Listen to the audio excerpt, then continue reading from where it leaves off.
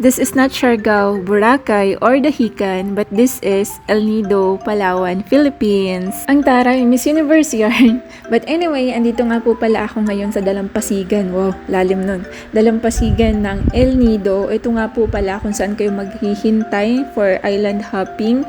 So ito yung pinaghintayan namin. By the way guys, for island hopping naman, I booked Happy Life for our island hopping today kasi marami siyang positive review at good vibe siya. Parang hindi sila nauubusan ng energy lahat ng crew dito at ayun nga po, naghihintay kami ng 30 minutes or 15 minutes before departure.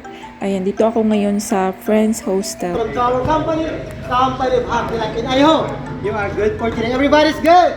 Yeah! Are you ready to rock and roll? Yeah! Of course, if you're ready, your team is also ready. But now, I would like to introduce my team for today. Of course, first of all, I would like to introduce the dancing team from the Happy Life, Mr. Joey! Pasok! And take covers from the Happy Life, Mr. Mac Mac! And of course, we have a Bernardo DiCaprio, eh?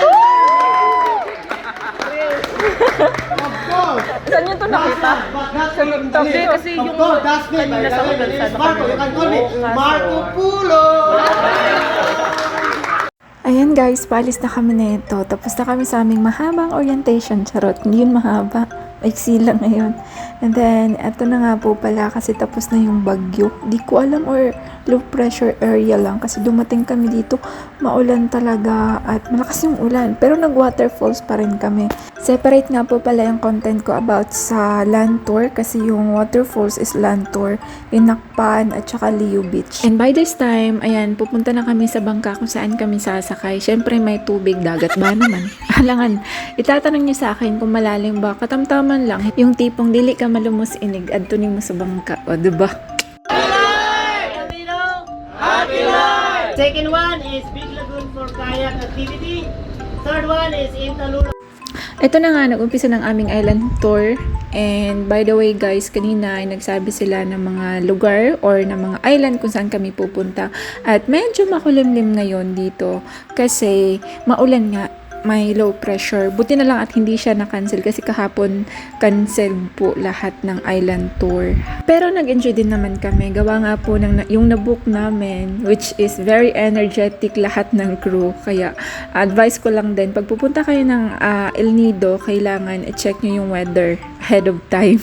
Kasi late upload to, nag-book ako August. Alam ko naman habagat season yun. Pero dahil birthday ko, pinush ko. Uy, magbabangga tayo. Babangga! Hi po! Hi! At dito ako sobrang na-amaze guys. Kasi dati nakikita ko lang to sa TikTok, sa Blue Up, sa Red Up, ganun. Pinapanood ko lang. Sabi ko sa sarili ko, one day makakapunta din ako dyan. Kasi isa to sa mga bucket list ko. Pero ayun, keep manifesting at mapupuntahan nyo rin. And use your credit card wisely. At ayan na nga, papunta na naman kami sa next island. At eto nga pala, yung pinuntahan namin first ay Big Lagoon. By the way guys, pag binook nyo pala tong Happy Life ay may makakasabay po pala kayo ng mga foreigner. Hindi naman lahat, pero usually may foreigner talaga.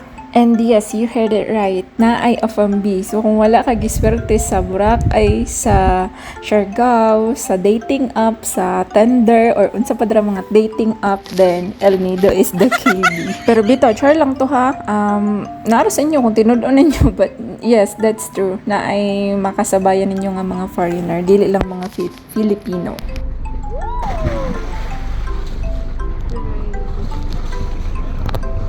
At ayun na nga, may nagpakitang gilas na afam na tumalon. Buti naman, hindi siya nalumusbi. Buti naman, lumutaw pa rin siya. And yung next stop nga pala namin dito ngayon ay yung tinatawag nila na 7 Commando Beach. And by the way guys, hindi ko na pala masasali sa content ko ngayon yung ibang island na napuntahan namin. Although may video naman ako kasi masyado nang mahaba itong vlog na to for today's video. At napapagod na ako mag voice over, hindi rin pala madali. Hinihingal lang ako mga day. At ayun na nga yung sinasabi ko kanina, kung asa pwede ka mag-volleyball, wala na lang kung may apel kay basid mapili silang tanan charot. Og sa dihang, naun sa pagkaunsahan nga ni ulan man og kalit. So ayan, umulan na nga ng malakas, ng very light. Ano ba talaga? And look at that, guys. It's so beautiful. The view is sounding like everything that I planned. Inutang tanan.